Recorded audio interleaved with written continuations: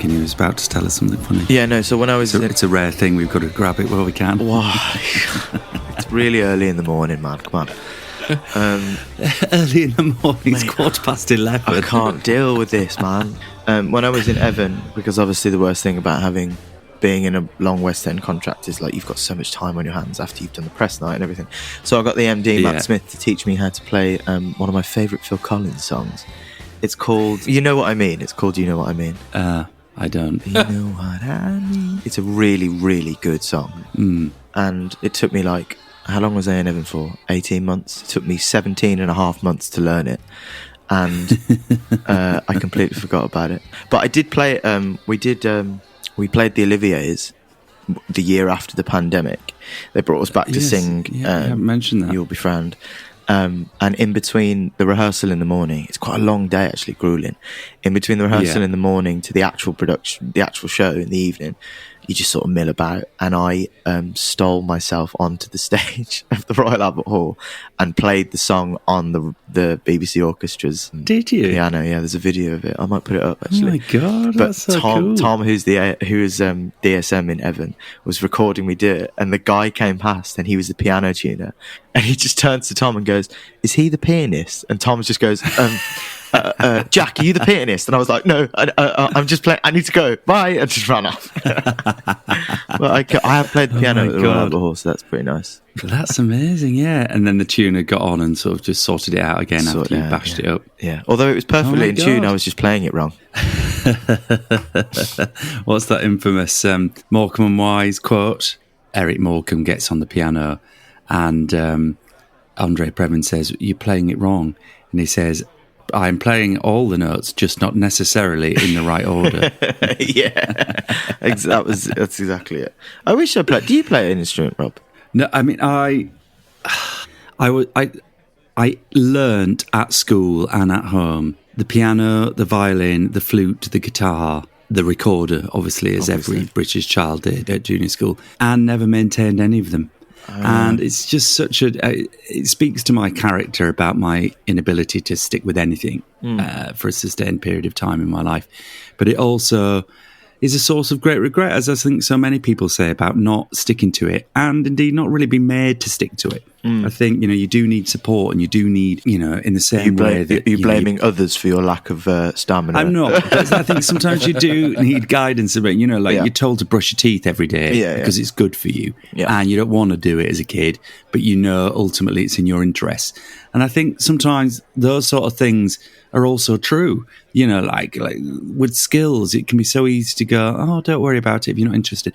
But I really wish it'd been instilled in me a little bit more. But I'm not blaming others. It's totally about me, and I should have stuck to it, and et cetera, et cetera. But I did in the pandemic get a good download course about learning to play the guitar by chords, because I think the problem when you learn instruments in Britain, I don't know if this is a British thing actually, but often historically it was that you would get a piano teacher and they would teach you really core foundations from a classical point of view, where you started learning music that you didn't know or recognise. And really most of us just want to get on and play a Delta Goodrun song. Not most of us, that's me. But I think, or, whatever your musical bent is, you want to get on the piano and just play the chords so you can sing along. You don't necessarily want to learn a Debussy track for your, I've just grade 3 or whatever. Because there's only listeners here. Because where I record here, there's a piano behind me. And as Rob was saying that, I've just pulled out my childhood easiest piano course by John Thompson's. And you're so right. You go through it and it's like, they're just rubbish songs. They're just boring. Yeah. This is like my youth here. This is my youth in this book. But yeah, it's true. I want to play I want to play Coldplay. Yeah. I don't want to play the duet from Prelude. Yeah. Opus 28 or whatever, all that kind of stuff. Yeah, no, boring. Would you feel able to move your mic and give us Phil Collins' rendition on the piano behind you? Well, this piano is... it's actually not real. It's a prop. It's just purely for when we get our YouTube channel. I could probably play... I can play... what's that? Is it a script song? No, it's not. It's the fray. You know, where did I go wrong? I lost a friend somewhere. Give it a go. Is the piano it's in so tune? out of tune. No, it's so out of tune. Well, we'll forgive you. So that'll forgive so many. That'll cover a multitude of sins. This is bad. Go on, do it. Okay. Well, I've got to move stuff. This wasn't the plan today. No, this absolutely was not in our overview of today's episode, but I think this is gold. This is going to be crap. It's so out of tune. It's not the attitude, Jack, is it? It's really out of tune, and I can't... Yeah, whatever. Oh, God, it is, isn't it? See, I'm not very good, and it's really out of tune. God. No, that's... I mean...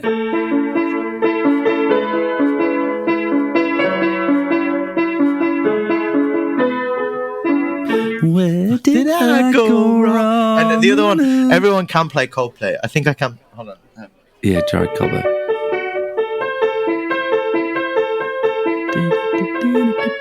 Oh, God! Oh, there you go. That was so embarrassing. Well done, I'm that's never going to get a great. job playing anything. that is quite a sound coming from that piano. That is that's an old honky-tonk piano there, isn't it? Yeah, I'm actually not from Birmingham. I'm actually in a Wild West theme part of a theme park in like Middle America or something, and I'm just like a honky-tonk player. That is a classic sound. I mean, that is real, like, old stand-up piano that you might have at school. Very much so, yeah. Yeah, I don't know how long it's been here, but I used to. It was in tune once, I promise. Well done, Jack. That's very impressive. No, it's not, It's another Rob. string to your bow. No, What a it's not. multi-talented man you are. You really don't have to talk shit to me, Rob. It's fine. It's crap. Yeah. But it was good at the Albert Hall. Yeah, you've played at the Albert Hall, which is incredible, really. I mean, it is a sort of loose segue in today's episode, which is theatre to look forward to in 2024, and maybe you playing the piano in a touring or Western show could be on the cards based on that audition. Well, actually, it's really weird you say that. I'm eating a banana. I do apologise for the listeners. Yeah. That was exhausting playing that, so I need some potassium. You must get your energy levels back up. Segue into 2024. I've actually one of the last auditions I had last year was I had to play guitar for a play that's being made this year. That's going to be it's well up in my list to go and see. So this is Enemy of the People, is it? Yeah, Ibsen play with Matt Smith playing the title role. Playing the lead, sorry. Yeah, so you were being coy about this at the time when you had the audition, and we did feature a little bit of it, but this is being released. I was going to ask you about this because will you go see it?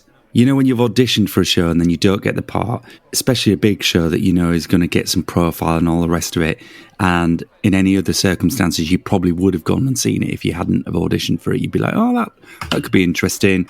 Classic Ibsen play, Matt Smith, bit of talk around it. I might try and see that if I'm in town. But now you auditioned for it and didn't get the part.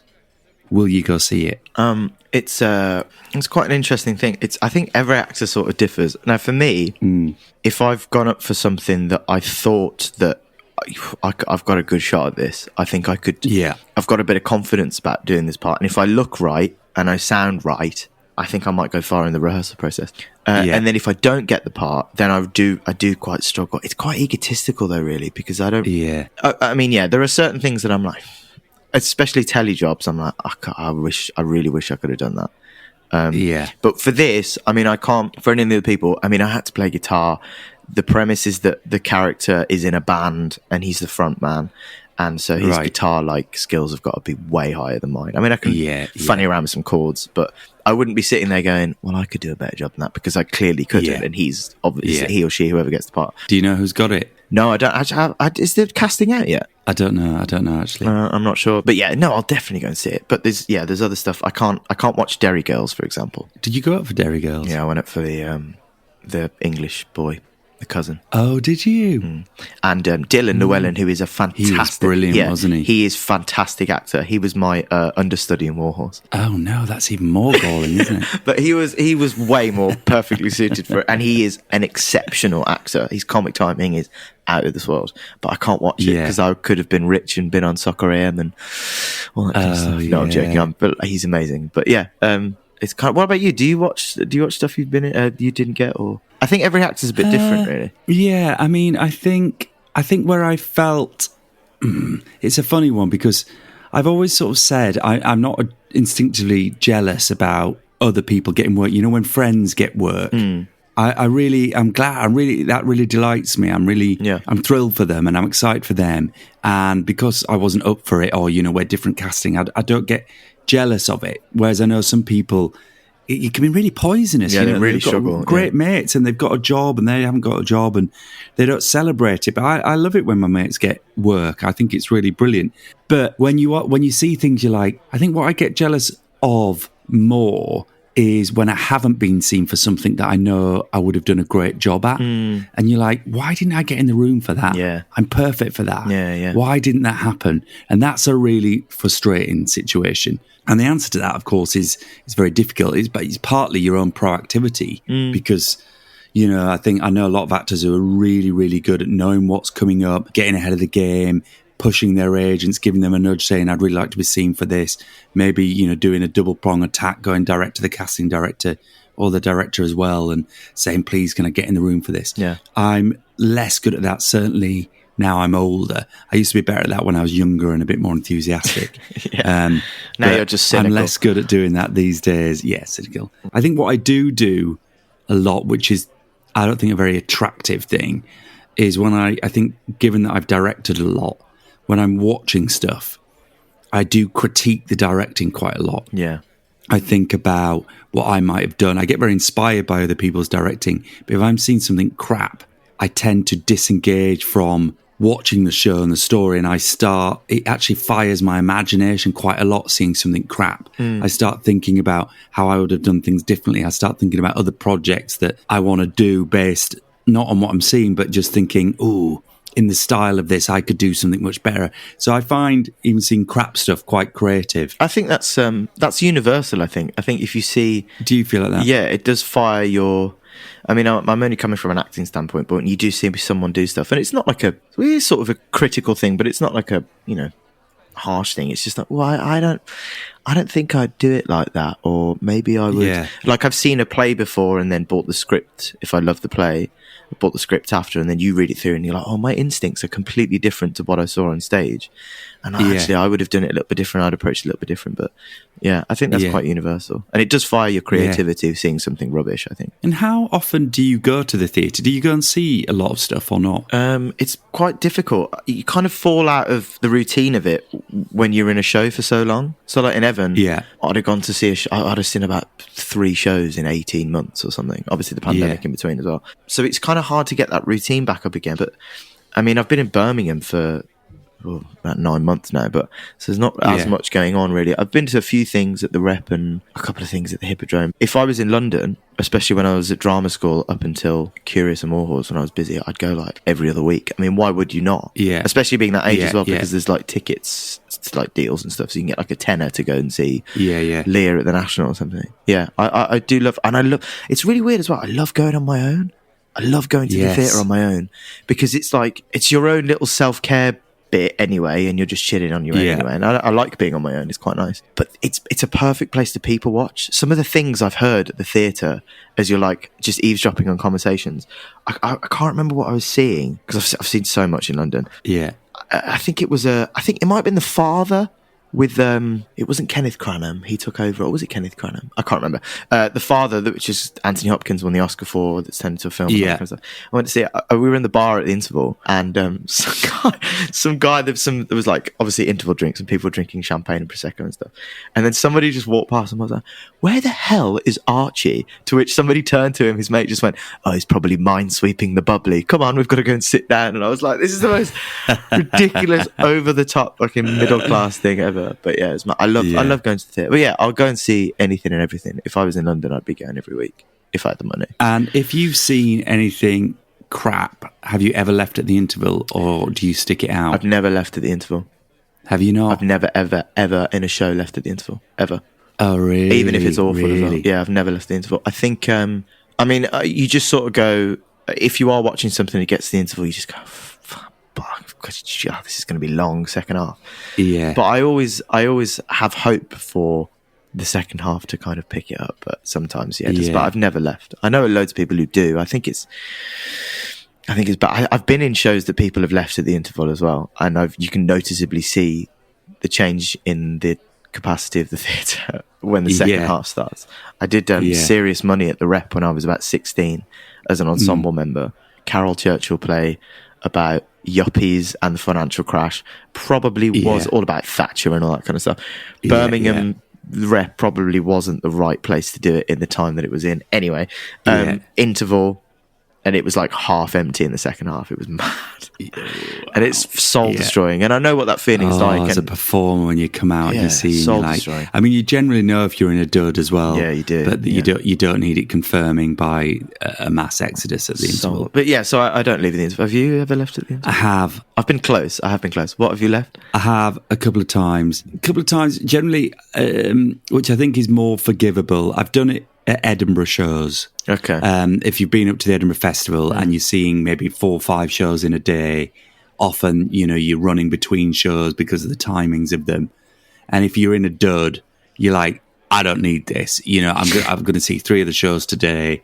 I could get to the bar a little bit earlier. I don't need to sit through this amateur production of Blood Wedding, which is one I remember doing. I love Lorca and Blood Wedding, but it's a tricky play at the best of times, and I don't need some semi-amateur society, or I think it was like a student drama society, absolutely murdering it. So I remember leaving at that. I remember seeing a very big production in London, a Rupert Gould production. I think it was 6 characters in search of an author. And I remember getting to the interval going, I was with friends and we were all like, what the hell is this? And we were all really debating whether to leave or not. And we decided, look, we'll stick it out. And then the second half was incredible. It was an absolute turnaround, and it made so much sense of what happened in the first act. So it is always a gamble. And I think, as you said, sometimes it does really turn around. Yeah. There's definitely been some shows I wish I had left at the interval. Yeah, me too. I saw Betty Blue Eyes in the West End because we got free tickets to it when we were at drama school. That was a car crash, really bad show. And it's like, it's totally not up my street at all. But it was bad. There's some shows that I wanted to leave. But because I know what that feels like as an actor when people leave at the interval. And it is pretty soul-destroying. But yeah. What about... Do you believe in leaving a sporting event before the end? It's really interesting you say that. I was having this conversation the other day. I've never done it before, but now I'm at an age where I would leave 10 minutes before the end of the match just to beat the traffic. Yeah.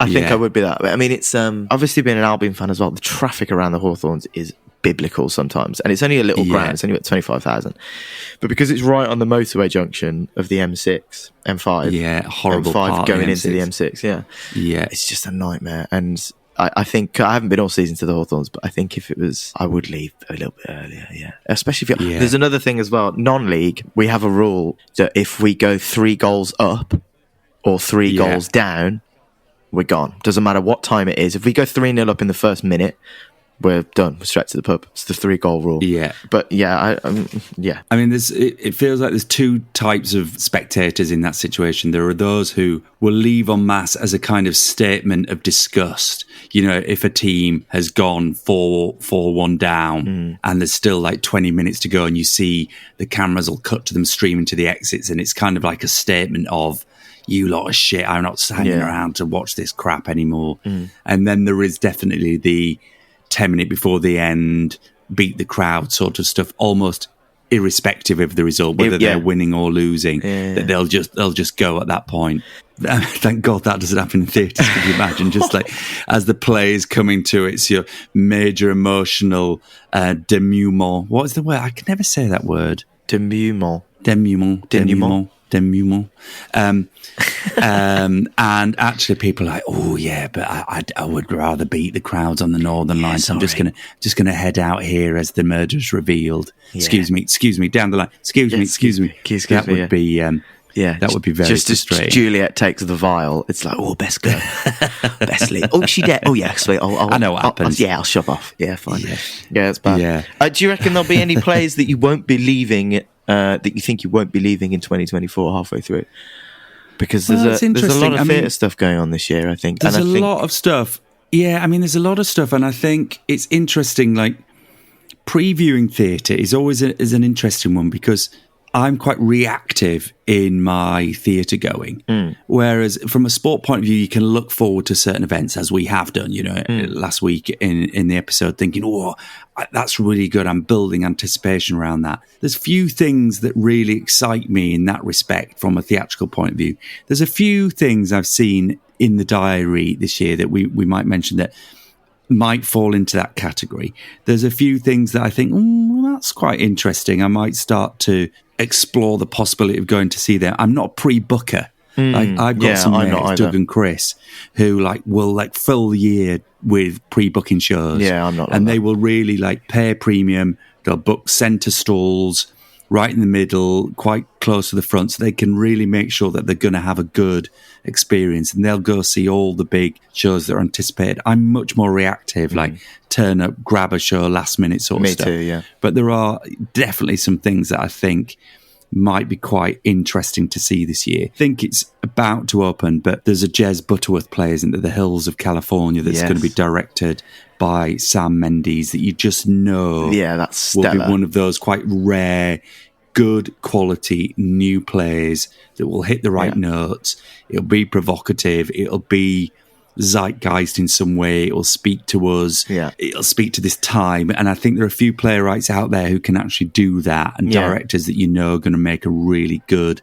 theatrical experience, and that will fall into that category. And that'll be definitely something I'd like to see, but it will be relying on getting a return or something. That'll be sold out months and months in advance. Because Jez Butterworth is a genius, obviously writer of Jerusalem, that I never saw. Did you see it? I did, and it is a fantastic play. I did go see it, and I'm glad I did. Again, I sort of resisted it a little bit, thinking, everyone's obsessed with this. But actually I went and really, really enjoyed it. It was a super bit of theatre. Yeah, I can imagine. I am looking forward to Enemy of the People, even though I got snubbed. No, I'm joking. I'm not bitter at all. I am looking forward to that. It was at the Barbican in 2014. It's the same production. With German director, isn't it? Yeah, it's German dude. It's very well reviewed, and it looks really cool. It looks really sort of... It's like there's an indie band in it, and I can see Matt Smith is going to... I mean, the premise of the play is about a guy who takes on the council because the water quality's bad in his town. Yeah. And it's all about state versus citizens, public, and all that kind of stuff. Yeah. But I think that's going to be really cool. It's really cool. There's a trailer on Tinternet on YouTube of the 2014 production in Barbican, if you want to have a taste of it. Yeah. So I think it's the Duke of York. Thomas Ostermeyer is the director, and it's Ibsen is one of my favourite playwrights. Yeah, he's pretty amazing. Really interesting, because that play and the themes of it are so contemporary, because obviously not just on the nose with the issues we have around water and sewerage right across Britain right now, but there's always much more kind of global themes in his stuff. And I think, as you say, that is absolutely right to be told right now, and it'll be one of those sort of star-cast, very talked about hot tickets, I imagine. Yeah, I think so. There's this Live Aid play, isn't there, that's going to be on at the Old Vic, which is called Just for One Day. And it's a play written by John O'Farrell, who I don't really know, actually, but it's directed by Luke Shepherd, who really is the sort of rising star of the director world. He will end up running the National Theatre, I'm quite sure, in 10, 15 years. He was an assistant to Matthew Walkus on Matilda for a long time. And then he's done a load of things that have really hit a moment. He directs Anne Juliet, which I haven't seen, which is a kind of jukebox musical focusing on Juliet from Romeo and Juliet. That's just transferred to Broadway. He's directed My Sons Are Queer, which was a bit of a off-West End hit that's actually gone to Broadway now as well. A great play. He's directed Big Little Things, which is on at the newly at Soho Players Theatre, the newest theatre in London, which, I had mixed feelings about that show, actually. I thought it was a Dear Evan Hansen light, if I might say. Yeah, I've heard that, yeah. But, he directs this show, and it's set on the day of the Live Aid concert in 1985, which I have a very real memory of. You weren't born. I wasn't born. I don't know if that's going to be... I don't know if it's going to be one of those things that's like brilliant, or I've got an instinct that it's going to be one of those things that we just didn't need. Yeah, it's. I feel like it's just going to be ego. Well, Live Aid is Live Aid. It's a huge, amazing thing, but it kind of sounds... It's just going to be a bit egotistical of just watching like superstars like rehearse together. I mean, there's so many stories about Live Aid and all that kind of stuff. Obviously, the premise of it and why they did it's amazing, and the charitable parts of it and stuff, that's amazing. But like I've just read Phil Collins' autobiography, just to go off on a tangent. Obsessed with Phil Collins. Love Phil Collins. Where did this come from? I know. It's Ford Escort, driving to school, mom puts the tape in, Genesis, Phil Collins, that kind of thing. Exactly, yeah. Can you hear it calling in the air tonight? Those aren't the words at all, but fair enough. No. I can feel it coming in the air tonight. Oh Lord. And it's a gorilla playing drums. I'm joking. In the Dairy Milk advert. In the Dairy Milk advert. Yeah, it was Cadbury, yeah, class. And like reading his autobiography, like it just sounded like everyone was a bit of an arsehole there. And just sort of doing it for themselves. So it'll be interesting if they play up the egos of the people who are there. But it's like a jukebox, really, isn't it? They're just playing all the songs so there'll be Dylan songs, there'll be Queen songs, Bowie songs. Yeah. And that, but yeah, I think that might be a miss. I don't know. Yeah, I think it might be a miss. The song I totally remember discovering, and the artist I remember discovering of Live Aid was Tracey Chapman and Fast Car. I remember her doing a set, and she really sort of caught a moment. That's a great song, that is. Yeah. What a song. Yeah, set up by me, miss. One thing that I am looking forward to, because I think it's right on my political street, Michael Sheen is starring in Nye. At the National Theatre about Nye Bevan, all about the NHS, him making the NHS. I think it's set towards the end of Aneurin Bevan's life. Yeah. But Michael Sheen is obviously politically aligned with Aneurin Bevan, and for him to play that part, I think that might be a bit of a powerhouse performance from him. He's so articulate and, so eloquent on topics about politics, and they're aligned with, I think, the three of us. So I think he will have a vested interest in that and put his all into it. So I think he's an interesting animal, isn't he? Because he's someone that you can imagine maybe at some point in his career doing a bit of a Glenda Jackson, maybe being an MP. Because he's really politically active. I mean, it's a question whether actually being an MP relative to being a popular actor with a voice, to what extent you can make more of an impact. But he is a big political animal, isn't he? And I think that'd be something I'd definitely like to see. Yeah, me too. Yeah, written by Tim Price and Rufus Norris is directing it. Yeah. I think he's about to die in the play. It's towards the end of his life, and then he's looking back, and it's all sort of, I think it's going to be quite weird and spooky and all that kind of stuff. Yeah. I think that's how it's going to be set. That'd be a good thing to get in, Jack. You need to get in that. I think it's already cast. When is it on? It's playing at the Olivier from 24th of Feb to the 11th of May this year. Yeah, that'll be well into process. There's loads of things that we should both be in, Rob, but Yeah, oh man. Well, here's a shout out to I was going to ask you if you've got any mates in anything. Have you got any mates in anything is coming up? What's happening with Sam Tutty's show? That one he did at the Kiln. Is that transferring anywhere, or is that just still going, or has that died a death? Sam Tut's in Two Strangers Carry a Cake Across America at the Kiln, so that might get a transfer at some point. It's got loads of stuff, but apart from that, Operation Mincemeat, a couple of pals were in that. I saw that. I really enjoyed that, I have to say. Have you seen it? I haven't seen it, no. Apparently it's brilliant, yeah. It is good. I won't say it's brilliant. I think it's very good.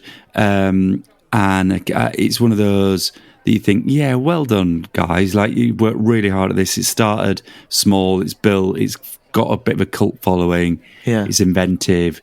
There's no stars in it whatsoever. It's just good, hard-working actors who've clearly been, some of them really involved in the creation of it and have a lot of ownership over it. And I love seeing players like that have got a big success. I've got two mates in things, and a shout out to regional theatre, but my good friend, indeed my housemate, my landlord, Andrew McBain, is going up to Sheffield theatres to do a production of The Crucible. Lovely. Which will be at the Crucible, Theatre in Sheffield. And that is one of the all-time, if not the best play ever written, in my opinion. Really? I would say it's right up there. Okay. Yeah. Yeah, okay. And so that will be a really good production, I'm sure. It's hard to fuck it up, frankly. That's not a critique on whoever's about to make that show. They'll do a great job. But it's such a really, really well-made play that I just hope it isn't messed with too much, because it's so fantastic. And then, massive shout-out to my friend Patrick Miles, who is actually a massive Liverpool fan and amateur footballer. So he would be a great person to get on the pod, I've just realised. So we must speak to Patrick. Yeah. But he is an actor turned producer, and he works so bloody hard. He conceived and produced a Network, which you may have seen at the National Theatre, transferred to the West End, went to Broadway, it, yeah. Incredible play, starring Bryan Cranston. And he sat in the dining room of the house I'm recording from now, thinking, watching that movie, saying, I think this will make a good play. And he made it happen. He was the producer on it, got other producers involved with money, got the writer, got Ivan Van Her directing it, and took a show to Broadway. And that is incredible. It's just such an incredible undertaking to produce a show. I've only done it on small scale at Edinburgh Theatre 503, small theatres. It is all-consuming, but to do it on that level, to do it with the co-production at National Theatre, take it to the West End, take it to Broadway, is so admirable. His next project is an adaptation of Dr. Strangelove, which is starring Steve Coogan. Brilliant. And is written by Amanda Annucci, who obviously is a big collaborator of Steve Coogan. So that, I think, will be amazing. And again, so brilliant for Patrick to have made it happen. Again, his idea to do that adaptation is making it happen. So I think it would be brilliant. Actually, maybe when that's released, which is later on in the year, we should get Patrick on. That'd be fantastic. And maybe, wouldn't it be amazing if you could convince Steve Coogan to come on as well? Yeah, that'd be brilliant. Oh my God. I'd love to meet Steve Coogan. Yeah, that's a brilliant. Yeah. I mean, how amazing for your pal. That's a good show. He's a Network. Yeah, isn't that cool? Network was. You saw it, obviously, yeah. I did. Yeah. I really enjoyed it. I thought it was brilliant. I was. We sat on the stage and had dinner. Those are one of the. Did you do that? Yeah, we did those. Yeah, it was brilliant. Fantastic play. Props to your mate. That's brilliant. Good stuff. Yeah. A pal from Evan, actually, just thinking about Lauren Ward. She's currently in Stranger Things, the new play that's coming up, which is going to absolutely blitz the Oliviers, apparently, because it's just amazing. Yeah, that's going to run and run. And there's going to be 5 different plays, apparently. This is the first incarnation of it being on the West End. Oh, really? Apparently there'll be part 2 and part 3 and all that kind of stuff. Right. Are you a Stranger Things fan? I mean, I'm not massively keen on it. I bet it's a spectacle. I've never seen an episode. Never seen a minute. I bet James watches it. James, do you watch it? Yes, I do. I love it. Yeah. A lot. Do you? And you would. That's right up James for me. It's not. I'm not massively too keen on it. I might go and see it if the tickets come down a bit, but it's very expensive. Yeah. Another thing, we have to make a mention of it because he does it every year and he's just an absolute powerhouse in the theatrical world. Ian McKellen is playing Falstaff in Player Kings at the Noel Coward.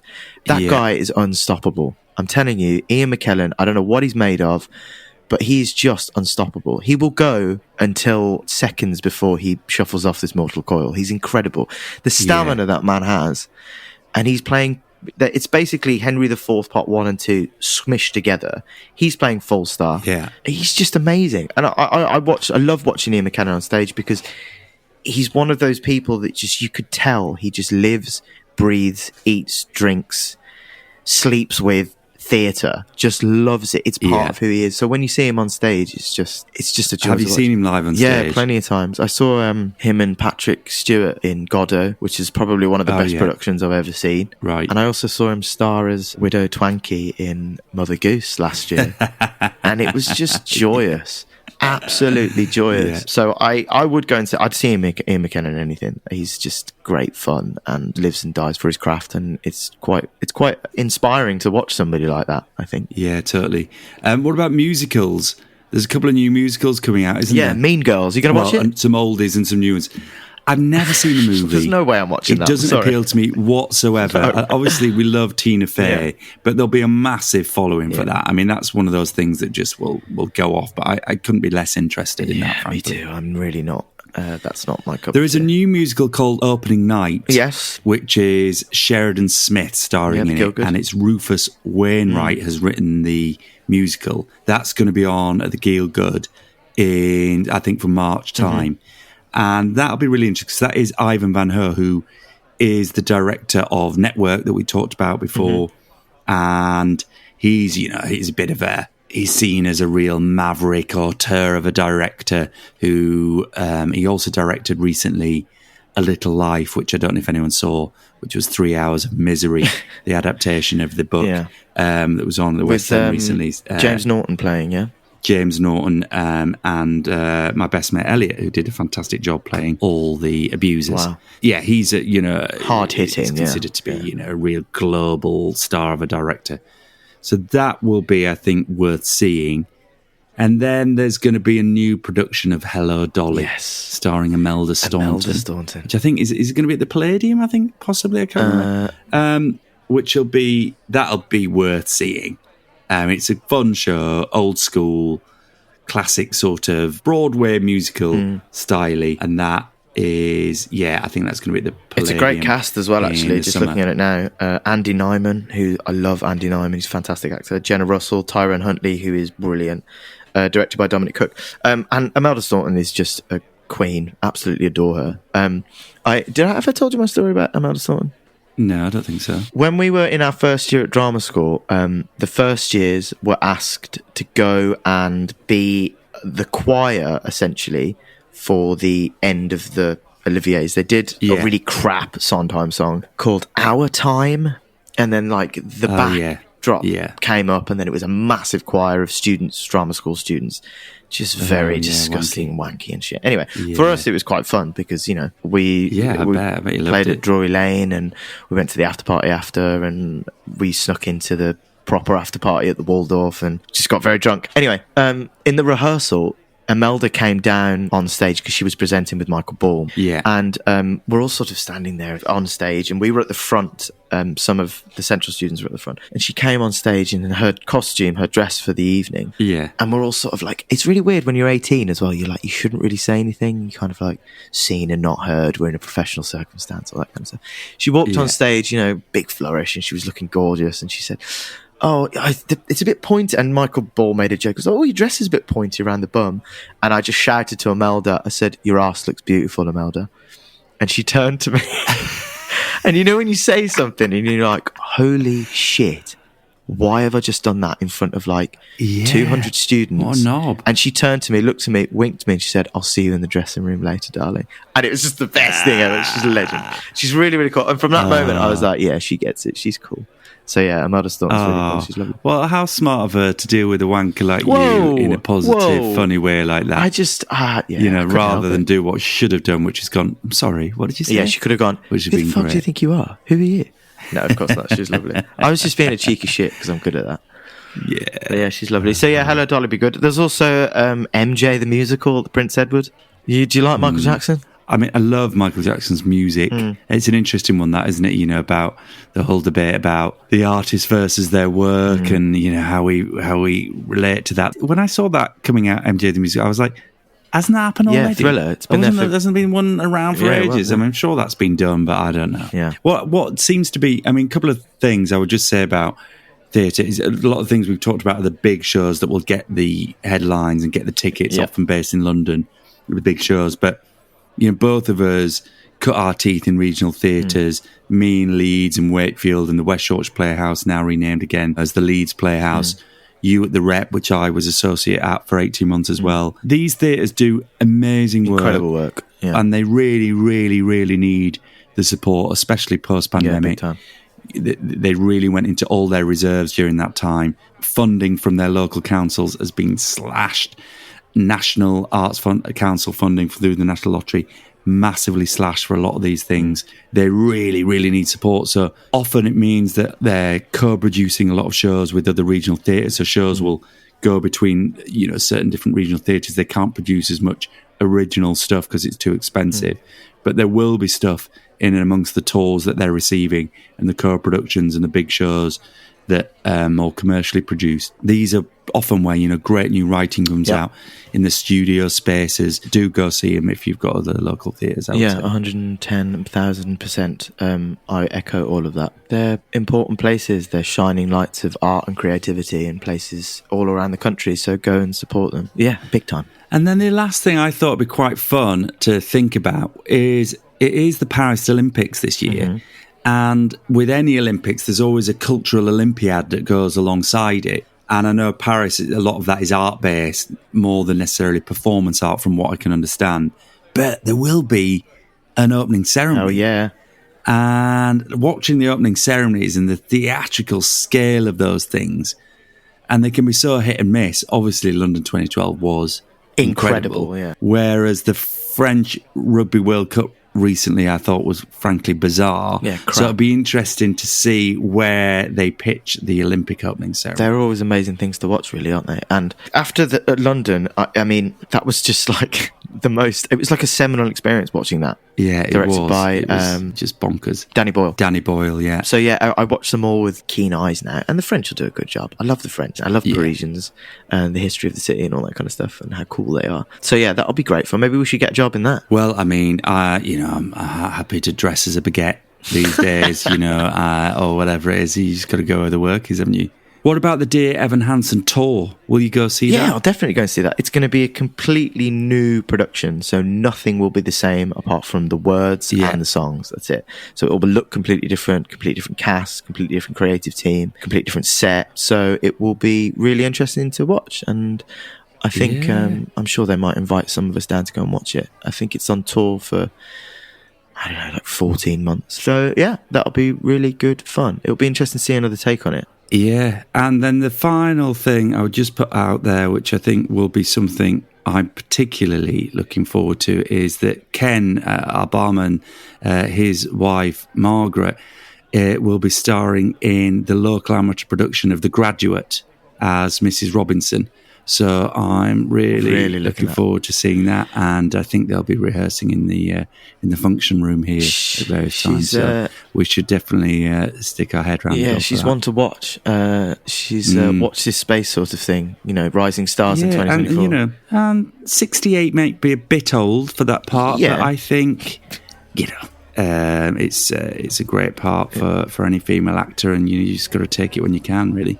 And we are, of course, all behind Margaret, 110,000%, which will be absolutely brilliant. Absolutely. Yeah. Yes. And as will, hopefully, some subtle lighting be behind Margaret for that famous moment. I don't know if it's going to be full nudity or we'll not. See. I'll give it some tips. Yeah, look forward to that. Yeah, good stuff. Here comes 2024, man. So I remember when we were driving in your car. Speed so fast, I felt like I was drunk. City lights lay out before us, and your arm felt nice wrapped around my shoulder. And I had a feeling that I belonged. I had a feeling I could be someone, be someone, be someone.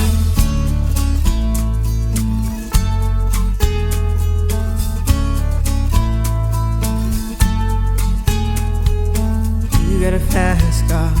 Is it fast enough so you can fly away? You gotta make a decision. Leave tonight or live and die this way.